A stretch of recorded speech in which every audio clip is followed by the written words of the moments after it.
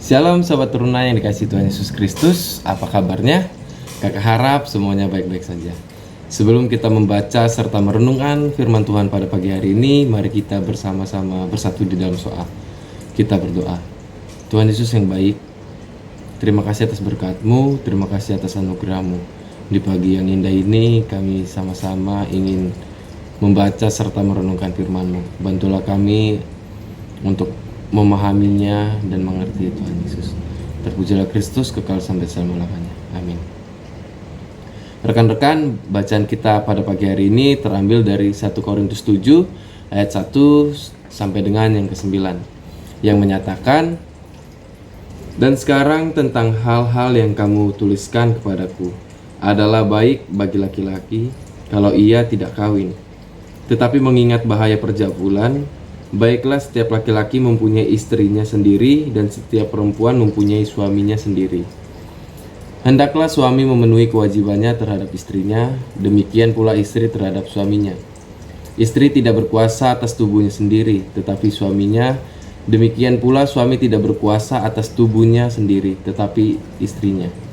Janganlah kamu saling menjauhi, kecuali dengan persetujuan bersama untuk sementara waktu, supaya kamu mendapat kesempatan untuk berdoa. Sesudah itu hendaklah kamu kembali hidup bersama-sama, supaya iblis jangan menggodai kamu, karena kamu tidak tahan bertarak. Hal ini kukatakan kepadamu sebagai kelonggaran, bukan sebagai perintah. Namun demikian alangkah baiknya kalau semua orang seperti aku, tetapi setiap orang menerima Allah karunia-Nya yang khas, yang seorang karunia ini, yang lain karunia itu. Tetapi kepada orang-orang yang tidak kawin dan kepada janda-janda aku anjurkan, supaya baiklah mereka tinggal dalam keadaan seperti aku. Tetapi kalau mereka tidak dapat menguasai diri, baiklah mereka kawin, sebab lebih baik kawin daripada hangus karena hawa nafsu." Demikian pembacaan firman Tuhan, terpujilah Kristus. Rekan-rekan teruna, perikop kita adalah bagaimana kita menjaga kekudusan. Pernah nggak kita lihat pernikahan, foto pernikahan orang tua kita, om dengan tante kita, atau bahkan kakak kita sendiri yang sudah menikah? Kakak yakin pasti kita pernah melihatnya. Sebagai pasangan yang sudah diberkati oleh Tuhan dalam ikatan pernikahan, pasti orang tua kita, om tante kita, bahkan kakak kita menjaga kekudusan dan memelihara cinta kasih di hadapan Tuhan. Nah, jadi sebagai pasangan yang sudah diberkati, kita nggak boleh mendua hati, gak boleh hidup menyimpang. Bagaimanapun kita harus hidup sesuai dengan kehendak Tuhan, rekan-rekan. Dalam bacaan ini, Rasul Paulus mengingatkan kepada jemaat Korintus, bagi setiap orang atau pasangan yang sudah menikah atau kawin, mereka harus menjaga kehidupan perkawinan mereka, rekan-rekan, dengan cara hidup kudus sebagai pasangan suami istri. Sama seperti kehidupan sepasang orang yang telah menikah.